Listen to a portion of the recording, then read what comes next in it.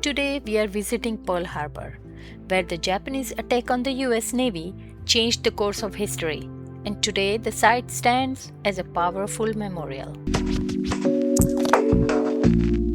Pearl Harbor is about 12 miles from Honolulu, and there is plenty of parking available.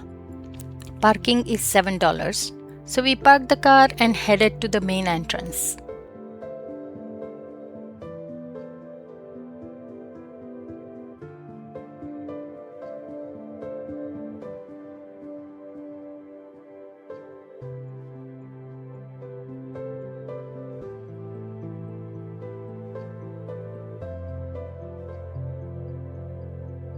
Pearl Harbor is a national park, and the main area is free to visit. However, there are a few attractions that require tickets, including the USS Missouri, the Aviation Museum, and the Submarine Museum. These attractions are located across the bridge on Ford Island.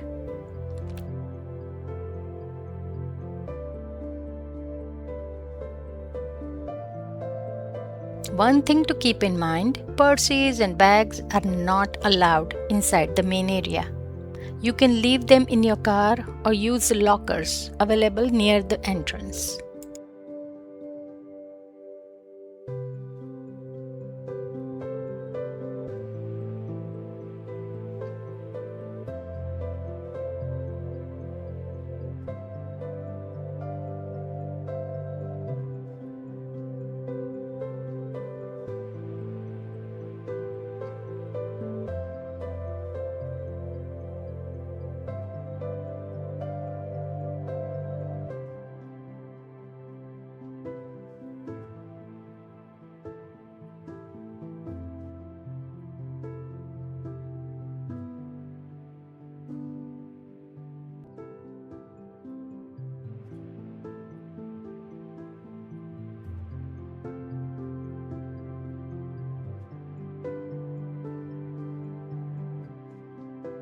Now, let's head inside the museum and learn a little bit about what led to the attack on Pearl Harbor. At that time, the US had not yet entered World War II, while Japan was already deeply involved in the war. Japan needed huge amount of resources to keep its military going, especially oil, rubber, tin, iron ore, and other raw materials. And Southeast Asia had plenty of those.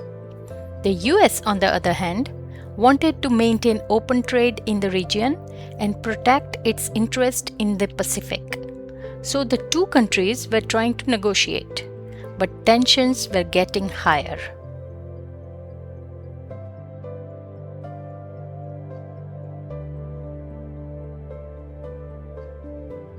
Japan knew that time was running out. The US Pacific Fleet was based at Pearl Harbor with its battleships, aircraft, and other military forces.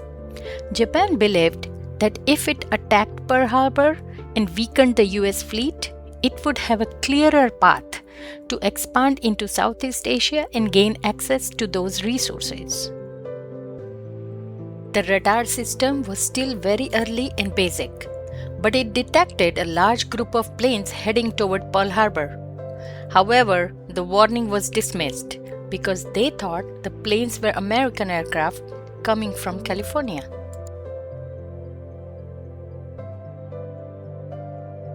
Then, on December 7, 1941, Japan launched a surprise attack on Pearl Harbor.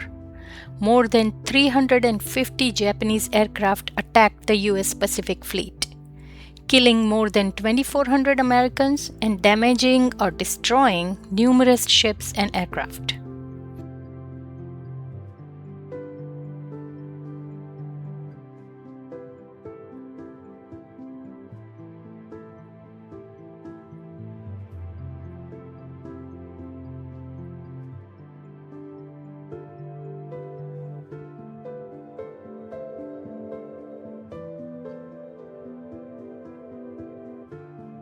But in the long run, the attack turned out to be a major strategic mistake for Japan.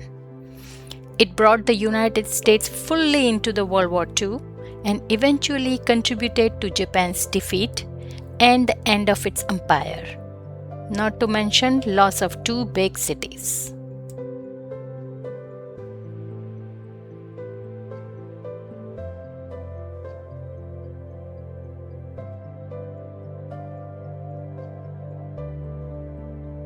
In a large theater, you can watch a short film about the history of Pearl Harbor. Movie plays about every half an hour, so it's definitely worth checking out while you are here. Now we are on the ferry that takes us to the USS Arizona Memorial.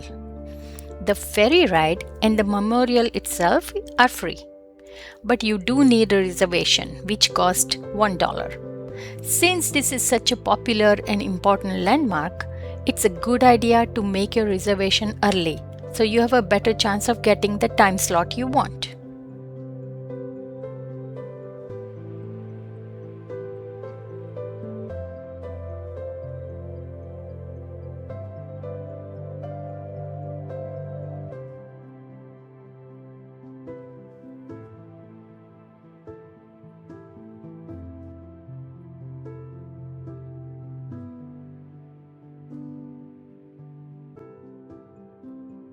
The USS Arizona was a 608-foot-long battleship, and on that tragic day, there were around 1,500 people on board.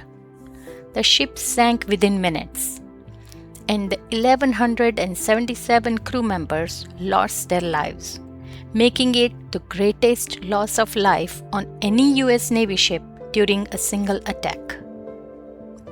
One thing that's hard to imagine is that back then, sailors were not necessarily required to know how to swim. So even though the ship was relatively close to shore, many crew members couldn't make it to safety. The oil-covered water made the situation even worse. And there is something remarkable you can still see today. The ship continues to leak oil. Around 2 to 9 quarts of oil seep from the wreck every day. The Navy and the National Park Services have chosen not to remove the remaining oil because disturbing the wreck could cause major structural damage or an environmental spill. More importantly, the USS Arizona is considered a sacred war grave, so it remains undisturbed.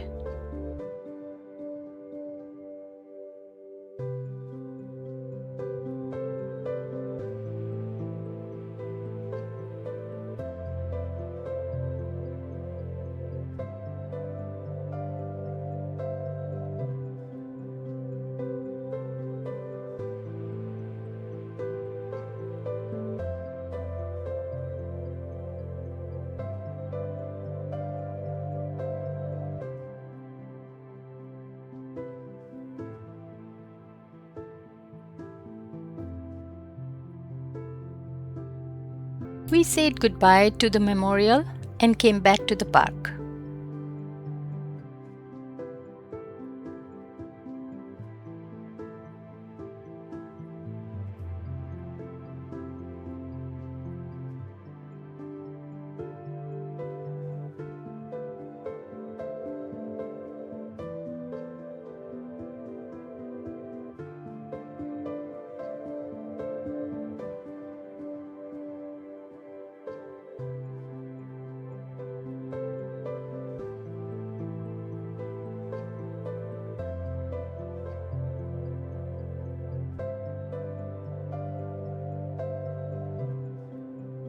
On that day, total of 21 ships were damaged.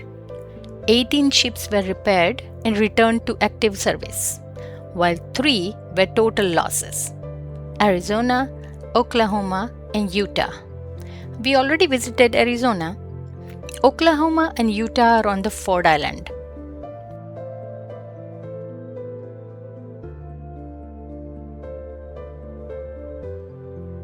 This massive anchor was taken out from USS Arizona, and the 7.5-foot tall bronze statue that honors all past, present, and future personnel of the US Navy, Marine Corps, and Coast Guard. The original statue stands at the Navy Memorial in Washington, D.C. But since then, 14 copies have been dedicated at Navy Memorial across the country, including this one in 2017. Now we will take a bus and go over to Ford Island to visit Utah and Oklahoma. Another ship that was attacked that morning was USS Utah. It was at Pearl Harbor on the morning of December 7 when it was hit by 2 torpedoes. The ship quickly rolled over and sank, and 58 men lost their lives. Thanks to the heroic action of the chief water tender, 461 men were able to survive.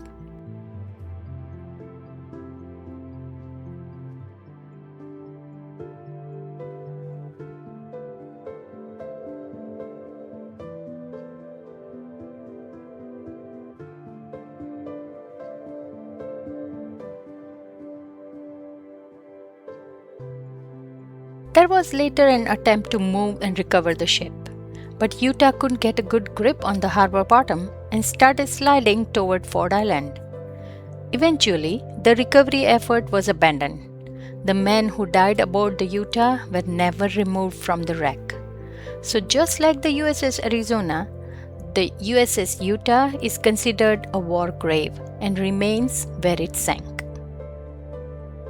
Next stop was USS Oklahoma Memorial. Today, this memorial honors the 429 men who lost their lives.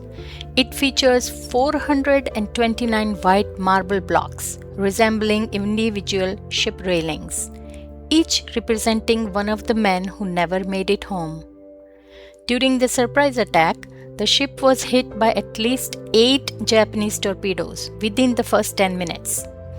Oklahoma eventually capsized and rolled into the mud, trapping many sailors inside. And sadly, 429 men lost their lives. Years later, the ship was sold for scrap and was being towed toward the west coast when it sank during a storm and disappeared into the depths of the Pacific.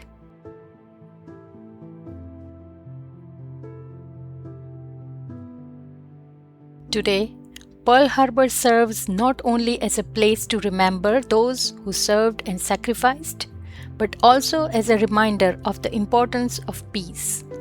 If you ever visit Oahu, take some time to experience Pearl Harbor and remember the history that happened here.